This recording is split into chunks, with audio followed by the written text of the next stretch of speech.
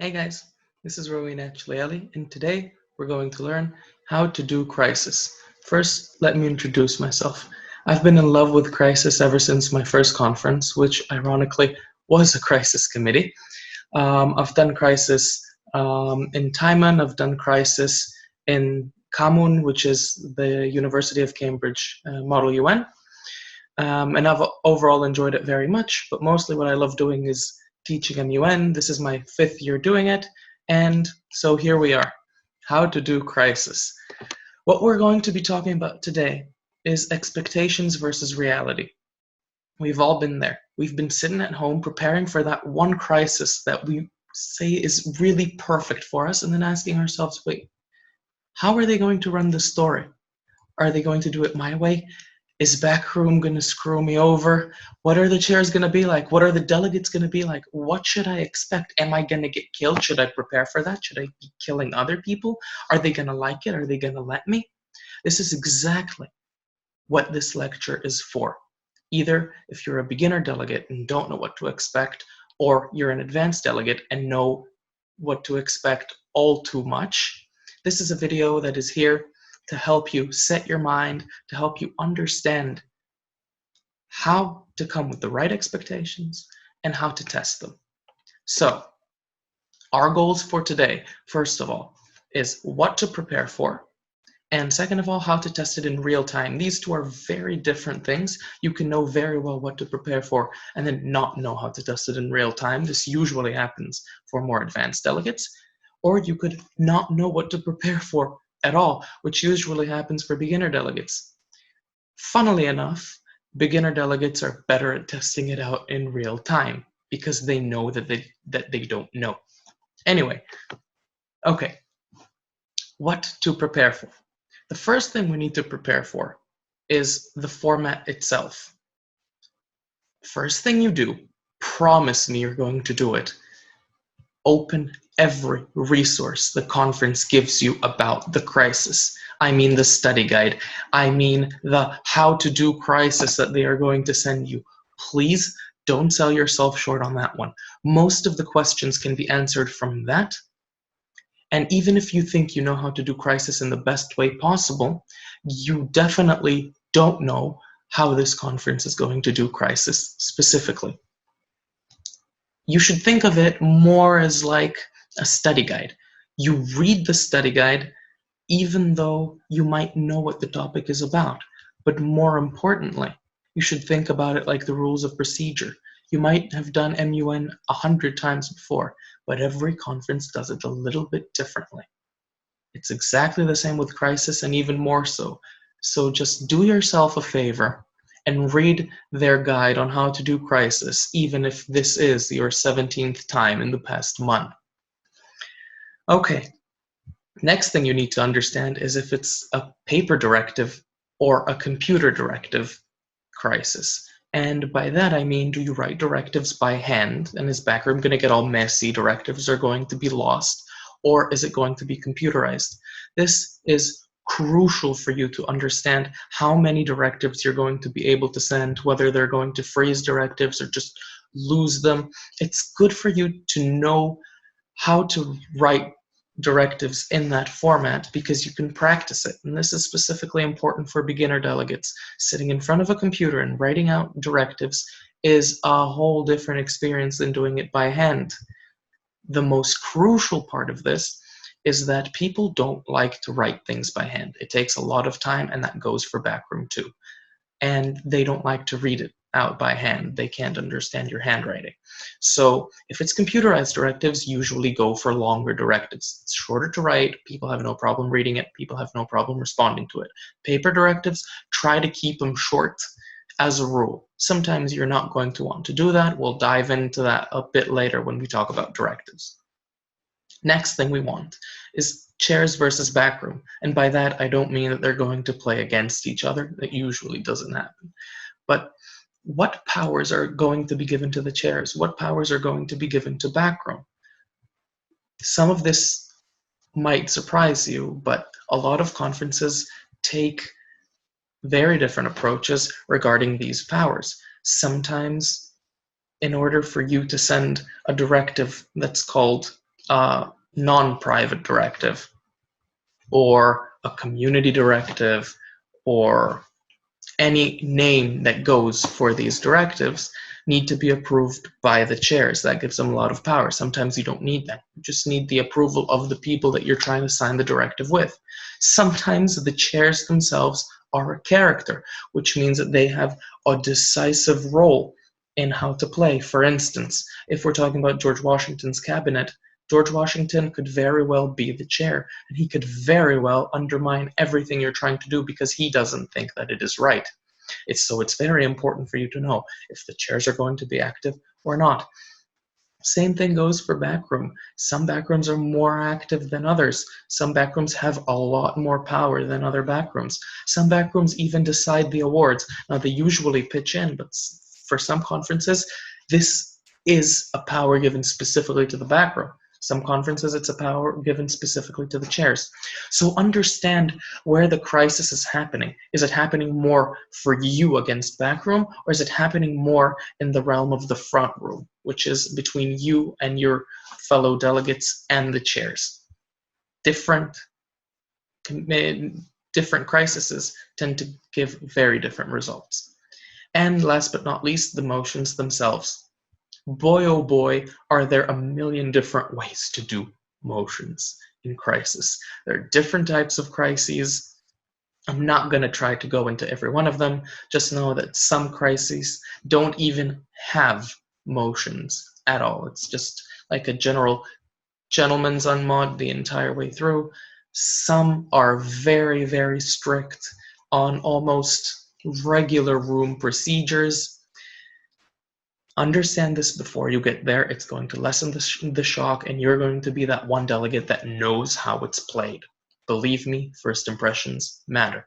Okay, so for more interesting things, directives. The best thing I can tell you is to use the 5 WH questions. And for that, I mean what, why, how, where, and when. Each directive should give backroom an answer to all of these. And trust me, you don't want to leave a single one of them out. If you don't write when, backroom's going to decide when, and it is probably going to be against you. As in, if you're planning a sneak attack and you don't say that it's going to be in the middle of the night, you're going to do it in broad sunlight, which is not what you want. Always, right? How, and by how I specifically mean how many. If you are going to send some of your troops, specify how many. I have been backroom in a conference, and we were doing the 9/11 simulation, and this one person who was in charge of the firefighters says, I'm going to send my firefighters in. We asked him how many, he didn't respond. So we sent them all in. And then the second tower fell, and there were no more firefighters in New York City. Okay? So it's crucial for you to understand that you need to tell backroom numbers. You need to tell them why you're doing it and how you're doing it. And I'm not going to get into the rest because we are kind of short on time. But just know that any blank you leave to the backroom, they are going to take advantage of. So please be wary of that. Next thing we're going to talk about is strategy. And by strategy, I mean, what do I formulate in my strategy? And as you can see here, I have the 3 most commonly asked questions that bother everyone. First one is death. Are we allowed to kill each other? Is it going to be possible? How do I know? It's good to prepare for it in advance. Prepare for a situation in which you can kill people and in which you can't kill people. Prepare for a situation in which you can be killed and in which you can't. NPCs, same question. NPCs stand for non-playable characters. I'm talking about all of these characters that are not part of the crisis itself. For instance, you can contact your business partner who isn't represented in the room or in any room. You can contact your family. They might have money. They might have influence, political influence, military influence. So these Characters are very important when deciding strategy, and it's crucial to know if backroom's going to allow you to contact them or not, because some backrooms don't do it at all, and some backrooms just wait for someone to do it, and when they do, they give him a lot of power. And the third and most depressing question, is there a pre-written story? Now, long story short, if this is a good crisis, there is not going to be a pre-written story. A good backroom is going to start you off in a situation, and from that point forward is going to let the story play itself out, and they are not going to intervene towards a specific goal, even in the slightest. However, most crises aren't like that, and I'm sorry to inform you that. But you should take it into account. Is there a pre-written story? How am I going to know? Is it going to be beneficial for my character? Is it not going to be beneficial for my character? These are very big questions. So what do we do about them? Well, I have one word for you. Actually, it's two. Be prepared. Know these questions and these three specifically. Strategize for whether backroom is going to allow killing and for if it's not going to allow killing. Strategize for if you are going to be able to contact NPCs and for if you're not going to be able to contact NPCs. And stay on top of the pre-written scenarios. Try to understand while we are going through the crisis if they have a pre-written story in mind and if they don't. And if they do, please don't fight it. But this begs the question, how do I prepare for all of this? And more specifically, how do I test it out? Well, it's a good thing I asked, because that's what I am trying to tell you. Okay, so the first thing you should do is always, always, always ask. And by ask, I mean in any way you can. If you thought about it, like I think you already know you should, before the conference while trying to strategize, mail the backroom or the chairs or any email that you were given. It's usually going to be the crisis director and at least one of the chairs that you get their mail of. Try the crisis director first. They usually know way more than the chairs. Sometimes the chairs are going to tell you things that aren't going to be true. It happens. They also learn crisis differently. Believe me, crisis director is your number one go-to guy. So mail crisis director or any member of backroom and ask them, hey, are we going to be able to contact non-playable characters, NPCs? Are we going to be able to kill people? Is it going to be frowned upon? But always ask that question with a kind of apologetic tone. Because I've been to crises who have done it, or I've been to crises who haven't, and it's really hurt my preparation, and I just want to be prepared this time. Always remember, they're the people in charge of you. Do not for a second think that you are above them, because that will result in a non-response kind of situation. So just try to remember that you are the delegate. The next thing, you're at the conference. Perhaps you're new. Perhaps someone has done this type of crisis before and you haven't. Ask the delegates themselves. Just ask them. It's good to know, and it's good to be on the same page with your fellow delegates anyways. And it's also a pretty good way to socialize. Now, I'm not telling you to be that one guy who's always with a notepad writing down every answer he gets, asking all of the questions. No, no, no. Don't do that. But casually ask about things, and yeah, generally don't be afraid to ask your fellow delegates, specifically if you're inside the room and you can tell they know what's going on and you don't. Ask them face to face, send them notes, anything that can help you understand. And last but not least, ask your chairs in backroom throughout the conference. If you don't understand what's going on, if there's a motion that you don't know, if the procedures seem off, if somehow your directives are just all getting disproved and you don't understand what you're doing, go and ask them. It's okay to do it in person. Sometimes it's even more powerful to do it in person, whether it's on a break or if you think it's completely crucial, and only then you can go up to your chairs, talk to them, or even go to backroom, knock on the door politely and say, hey guys, this is kind of frustrating for me. I haven't been able to pass anything. Can you please just tell me why? What am I doing wrong? What are your tips for me? Because at the end of the day, they're there for your enjoyment. Okay? It's you who are supposed to have a good time. Yes, they also want to have a good time, but if they're good backroom, they're going to understand it. And if they're not, well, hey, you came in all apologetic, they're not going to be angry. So don't worry about that. But I would definitely start out with just sending backroom some questions. Hey, I've been trying and hasn't been helping. What do you recommend that I do? Is an okay way to go. Next tip that we want to do is play to your strengths. What does that mean? You opened your character bio and you understood what backroom told you your character would want you to do. Now, it's okay to go in a different path. It's specifically okay if you have a very good strategy in mind.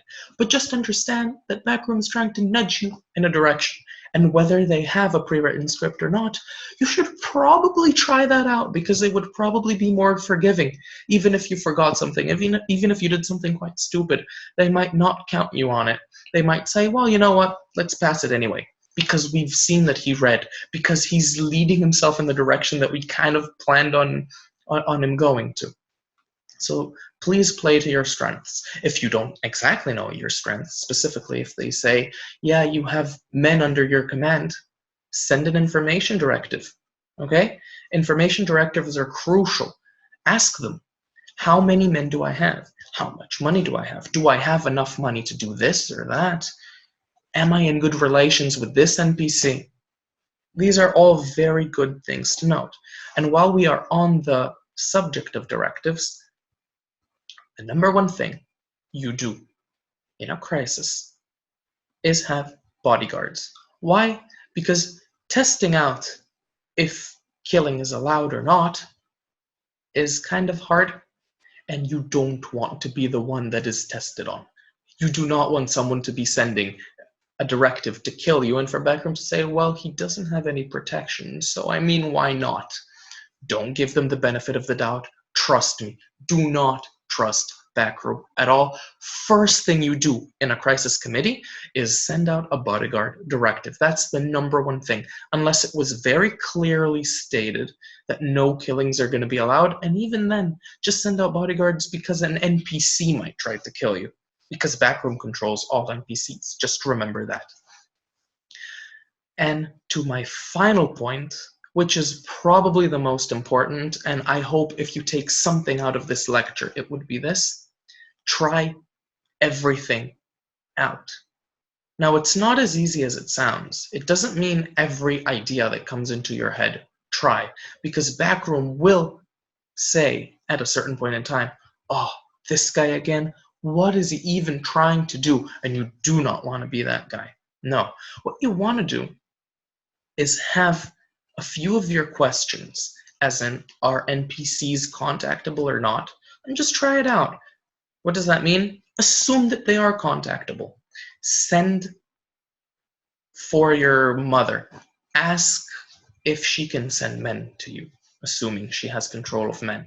Or if your uncle can send you money, or try to buy out the iron industry because you have money and you want to have iron and no one has iron and you think it could be kind of cool to have it specifically when there's a war coming. That's called trying it out. If you see that they're not letting you do it, maybe try it again, but this time be less forceful. Try to ask for less, for something that would absolutely work no matter what. And if that doesn't work, stop. They are not going to let you to contact NPCs. Just don't try it.